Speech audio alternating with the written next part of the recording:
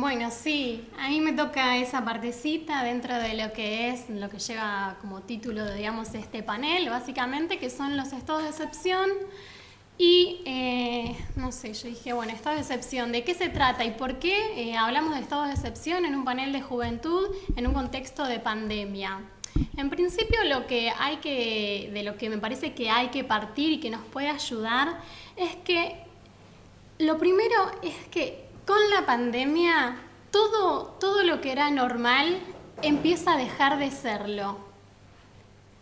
Es decir, no solamente cambian nuestras prácticas, no solamente cambian las formas que tenemos de vincularnos entre nosotros. Por ejemplo, esto es como muy raro porque estamos mirando una cámara y en general nuestras jornadas son presenciales, hay gente, están todos nuestros militantes, nuestros compañeros. Eso ya, por ejemplo, cambia, no podemos tener muy cerca a las personas porque nos pueden contagiar, es una cuestión objetiva que nos impone la pandemia y también la modalidad de la cuarentena. Ahora bien, no solamente cambia las formas que tenemos de vincularnos entre nosotros mismos, sino que también tendencialmente puede empezar a cambiar la forma que asume el Estado. Es decir, la forma que asume la democracia burguesa clásica parlamentaria.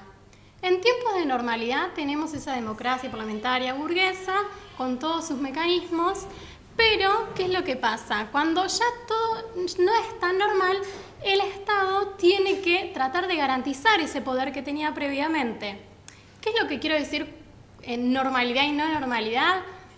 Normal es cuando las variables o las cuestiones económicas, sociales y políticas están en relativo equilibrio. Relativo, porque siempre hay subidas y bajadas.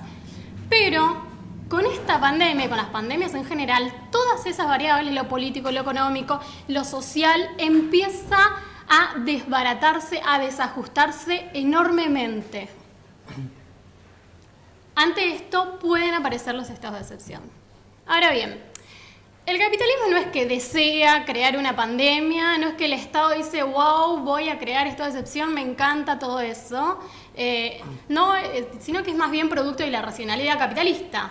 Y le genera, de hecho, crisis y exacerba sus propias crisis, con un montón de problemas para ellos y para el capitalismo en sí mismo. Pero al mismo tiempo, y paradójicamente, genera condiciones para que se pueda reforzar el poder del Estado y penetrar en todos esos lugares que aún no había penetrado o que no lo había hecho con suficiente fuerza. Esto se hará mucho más si el Estado aparece con ese reforzamiento legitimado porque la sociedad entiende que es algo necesario. Digamos, las personas piensan que, bueno, alguien nos tiene que proteger, nos tiene que cuidar, y si eso significa que el Estado esté más inmiscuido en todos los asuntos, bienvenido sea.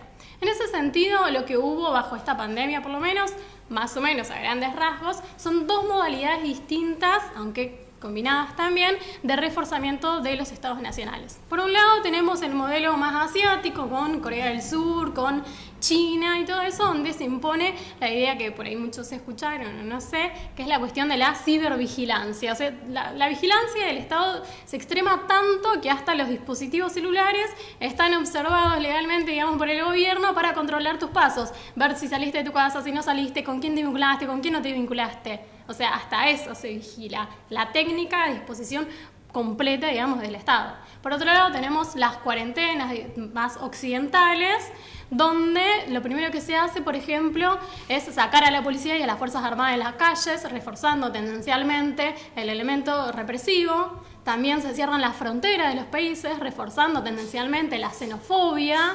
También otra cosa que se hace es, se impone la idea de que, por ejemplo, hay que cerrar ciertos barrios, hay que cerrar ciertos territorios, una idea de enguetamiento, de discriminación, de exacerbación de la marginación. Y también la Iglesia aparece con un rol mucho más preponderante. Acá nadie puede hacer solidaridad, las organizaciones políticas supuestamente no lo pueden hacer, pero el que sí puede hacerlo es la Iglesia. Y la Iglesia actúa mancomunadamente junto con las fuerzas militares y con el Estado. O sea, el gobierno le baja alimentos a la Iglesia, que son centros de acopio, y los milicos van por todos lados y reparten los bolsones de comida en los barrios. O sea, eso es lo que sucede.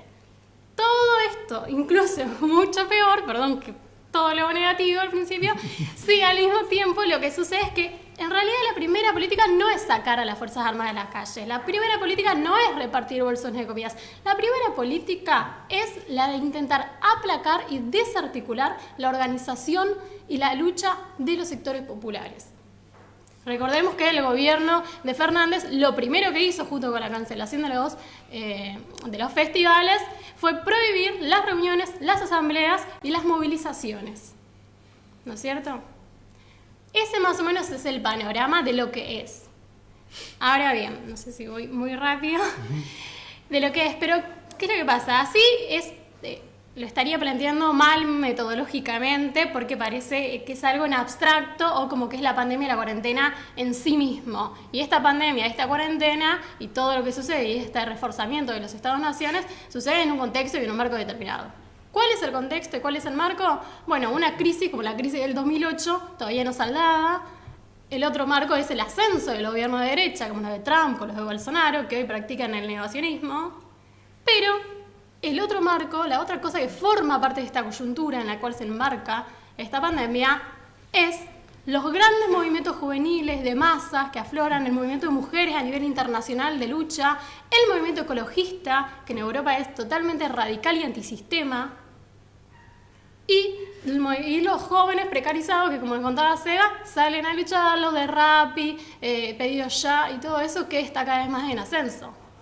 Y como expresión de eso, el último año, no tenemos que olvidar que la juventud protagonizó una lucha impresionante que dimos en llamar lo que fue la primavera rebelde. Esa primavera rebelde, esa gran huelga en Colombia después de muchos años, esos jóvenes chilenos que copaban la plaza, que se bancaba la primera línea, la represión para que los demás puedan seguir expresándose, luchando y protestando contra el régimen pinochetista y contra el gobierno de Piñera, con una lucha impresionante. Y en Francia, toda la lucha de los chalecos amarillos, de los estudiantes, de los docentes y de los trabajadores en general, contra lo que es la reforma previsional y el ajuste de Macron. Entonces, de todo eso venimos y en todo eso se enmarca. ¿Qué es lo que pasa con todo eso? Bueno, obviamente, como dijimos, los estados aprovechan esta pandemia y tratan de aplacar todo eso que estaba en ebullición. Es decir, que se expresaba, las calles, las plazas llenas, las huelgas, todo eso que empezaba a volver en el mundo a nivel global. Entonces, intentan aplacar todo eso. Como dije, lo primero que hacen es tratar de desarticular la lucha y la organización de los sectores populares, de los de abajo, de la izquierda. Ahora bien, ¿eso significa que entonces estamos derrotados? ¿Eso significa que la juventud fue derrotada? ¿Eso significa que ganó la atomización? Y un poco lo que decía Pachi, de esto que te incentivan todo el tiempo que te quedes en tu casa, que no ayudes al otro, que desconfíes del otro. ¿Hay atomización en la sociedad? Bueno, me parece que pese a todo esto que dije que es muy negativo, no estamos en absoluto en un momento de atomización. En absoluto podemos hablar todavía de que hayan estados de excepción. De hecho, lo que pasa es que no está consolidado nada. Y no está consolidado nada precisamente porque esas fuerzas que venían desde abajo, que se expresaron el año pasado, que se expresaron en Chile, en México, con el movimiento de mujeres, siguen operando. Uno de los ejemplos, por ejemplo, pensemos en Chile. Hoy, obviamente, el gobierno de Piñera aprovechó para patear lo que era un poco el plebiscito, o sea, fue para adelante. También esa masa que estaba en la Plaza de la Dignidad ya no está, eso es cierto. La legitimidad del gobierno de Piñera, la deslegitimidad que tenía, empezó a reconstruirse un poquito. La policía está en la calle, o sea, los pacos, pero sin embargo, la masa amplia que salía a luchar dice que se cuide Piñera porque esto solamente es un impasse y que van a volver a luchar contra el gobierno hasta que caiga Piñera. Y no solamente la masa dice eso, que se comunica vía redes, que también es uno de los canales, sino que hay otro sector que es un núcleo duro, que es esa primera línea, la que la bancaba, la que estaba fuerte, que ponía el cuerpo, en ese momento, pero que también pone el cuerpo ahora. Por ejemplo, están haciendo lo que desde la Juventud Ya Basta tratamos de hacer acá también, que son los actos de solidaridad. O sea, esa primera línea se organiza y va a los subtes, recorre los subtes, limpia, le ofrece alcohol en gel a la gente, a los laburantes que tienen que tomarse el subte para ir a trabajar. Entonces generan toda esa organización y ellos dicen que Piñera no nos cuida y que al pueblo solo lo cuida el pueblo y que son ellos el ejército del pueblo. Es decir, no solamente luchan y reclaman, sino que organizan los propios problemas de la sociedad porque entienden que solamente la sociedad y el pueblo puede darle una salida progresiva. Eso en cuanto a Chile, pero si miramos Francia, por un lado que la cuarentena medio que tampoco es que es total y que nadie sale de su casa, la gente de hecho sale a correr, bueno, hay distintas actividades y progresivamente se va levantando la cuarentena, sino que también, por ejemplo, empieza a haber una organización de parte de los docentes porque parece que Macron quiere que vuelvan ya el próximo mes a dar clases normalmente como si nada pasase, cuando, como dijimos, en realidad nada es normal. Y al mismo tiempo los chalecos amarillos también ir a las calles. Entonces eso también está. En ese sentido, y a partir un poquito de estos ejemplos, pero tenemos otros ejemplos en Argentina, no hay atomización, apenas los jubilados que necesitaban cobrar y salieron en masa a cobrar, hubo una movilización a Plaza de Mayo de Penta, nosotros por ejemplo en La Plata tenemos el lunes una concentración en la plaza expresándonos desde las rojas contra los femicidios y vamos a estar en las calles nuevamente, entonces también no es que hay esta decepción todavía, no es que haya atomización, sino que lo que hay es una fuerza ahí latente, expectante. Sí fue aplacado todo esto, obviamente no estamos masivamente en las calles, eso es así. Esto lo aprovecha el Estado definitivamente, pero también desde la salida, una salida progresiva, que las fuerzas están y que incluso esto puede ser un germen para luchas mucho más amplias por venir. Y bueno, básicamente desde la Juventud del Ya Basta nos preparamos para ese momento porque claramente como muestra esta pandemia, el capitalismo ya no va más, no tiene nada que ofrecernos a la juventud y como dice la primera línea, al pueblo solo lo ayuda al pueblo.